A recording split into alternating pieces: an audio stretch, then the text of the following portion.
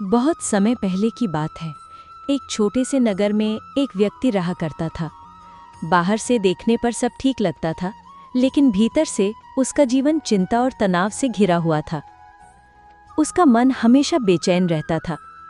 जब वो अविवाहित था तो शादी की चिंता उसे घेरे रहती थी, और जब शादी हो गई तो अब जीवन साथी के साथ अच्छा जीवन कैसे बिताया जाए, नौकरी कैसे मिले, पैसे कैसे कमाए, इन सब का बोझ उस पर आने लगा।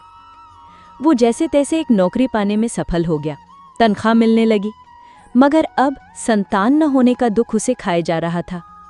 कुछ वर्षों बाद उसके घर एक बेटे का जन्म हुआ।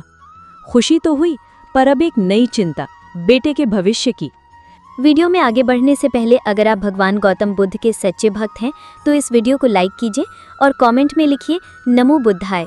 और अगर आपने हमारे चैनल को सब्सक्राइब नहीं किया है तो ज़रूर कर लीजिए, ताकि आपको हमारी हर अगली प्रेरणादायक कहानी सबसे पहले मिले। इस तरह एक चिंता के बाद दूसरी चिंता आती गई। वो व्यक्ति लगातार सोचता ही रहा, हर बार यही सोचकर कि शायद अगला पड़ाव सुखद होगा।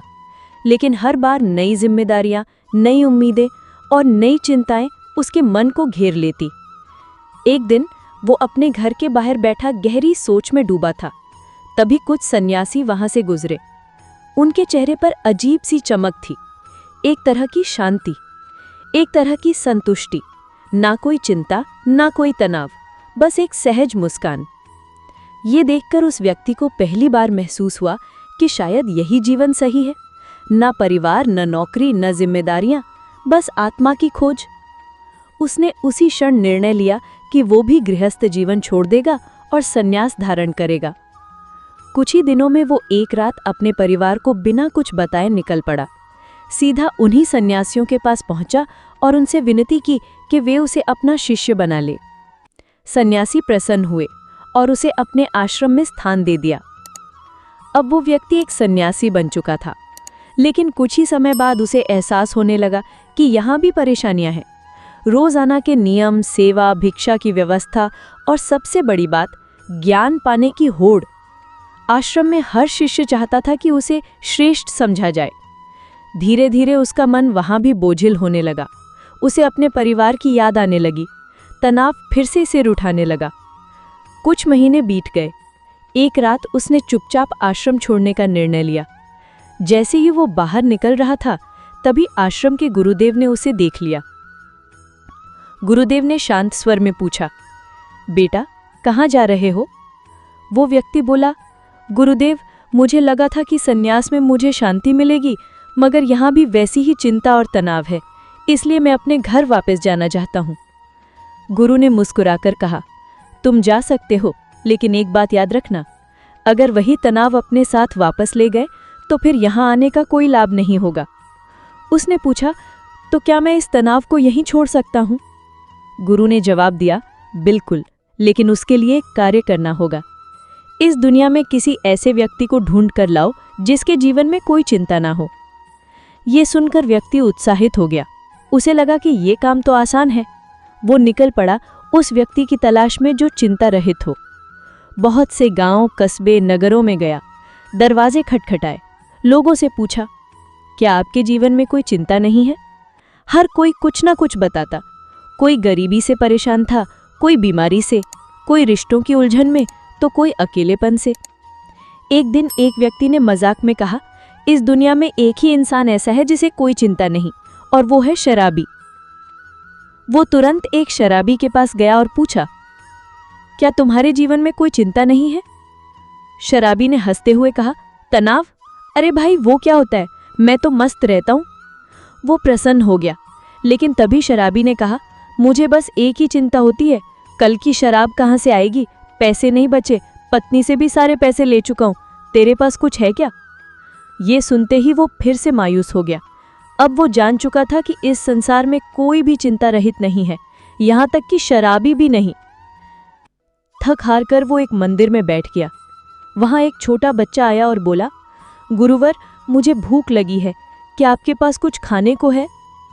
वो व्यक्ति बोला, तुम्हें इतनी कम उम्र में ही चिंता लग गई? बच्चा हंसकर बोला, ये चिंता नहीं है, ये भूख है। अगर आप खाना दे दें तो समस्या हल हो जाएगी। उस व्यक्ति ने अपनी थैली से 2 रोटियां निकालकर दे दी। बच्चा रोटियां खाकर बोला, गुरुवर, क्या कल भी आप मेरे लिए खाना ला सकोगे? मुझे अगले दिन की भूख की चिंता हो रही है। अब उस व्यक्ति को सच्चाई समझ आने लगी।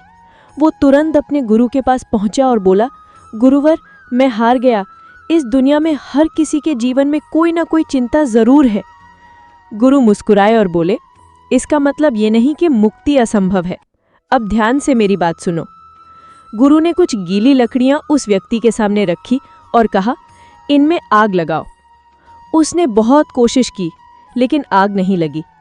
उसने कहा, गुरुदेव, ये लकड़ियां तो गीली हैं, इनमें आग नहीं लग सकती। गुरु बोले, ठीक यही बात मैं तुम्हें समझाना चाहता हूं। जब तक तुम्हारे भीतर का मन गीला रहेगा, यानी चिंता और असंतुलन से भरा रहेगा, तब तक उसमें आत्मज्ञान की आग नहीं लग सकती। तो क्या करें गुरुवर? गुरु बोले, या तो गीली लकड़ियों को धूप में सुखाओ या फिर सूखी लकड़ियां ढूंढो, लेकिन गीली लकड़ियों को लेकर बैठे रहने से कुछ नहीं होगा। फिर उन्होंने आगे समझाया, तनाव बाहर नहीं होता, वो भीतर होता है। कोई भी स्थिति हमारे लिए तनाव तभी बनती है जब हमारा दृष्टिकोण उसे स्वीकार नहीं करता। सुख और दुख, सफलता और असफलता, ये सब मन की अवस्था से तय होते हैं, हालात से नहीं। गुरु ने एक और उदाहरण दिया। मान लो अगर हमेशा सूखी लकड़ियां ना मिलें तो क्या जीवन रुक जाएगा? नहीं। जो व्यक्ति ये बात स्वीकार कर लेता है, वो खुद ही लकड़ियों को सुखाने में लग जाता है। फिर उन्होंने गंभीर होकर कहा, जैसे तुम अपने परिवार में थे तो चिंतित रहते थे, फिर यहाँ आए फिर भी चिंता बनी रही। इसका कारण यह है कि समस्या बाहर नहीं, तुम्हारी भीतर है।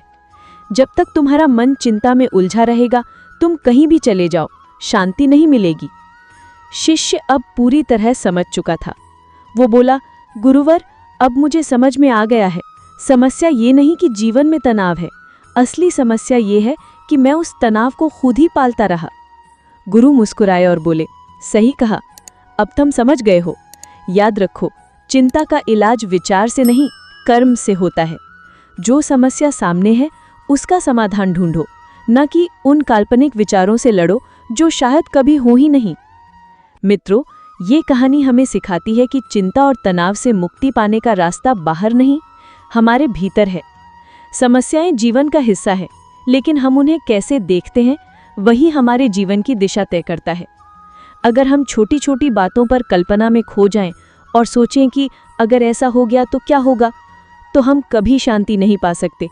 लेकिन अगर हम समाधान पर ध्यान दें, कर्म करें और धैर्य रखें, तो धीरे धीरे गीली लकड़ियां भी सूख सकती हैं और जीवन की अग्नि फिर से प्रज्वलित हो सकती है। आपको ये कहानी कैसी लगी? क्या आपने कभी ऐसा महसूस किया है कि चिंता और तनाव ने आपको जकड़ लिया है? अगर हाँ, तो इस कहानी को अपने दोस्तों और परिवार के साथ शेयर करें, ताकि वो भी जान सके कि चिंता नहीं, समाधान ही मुक्ति है।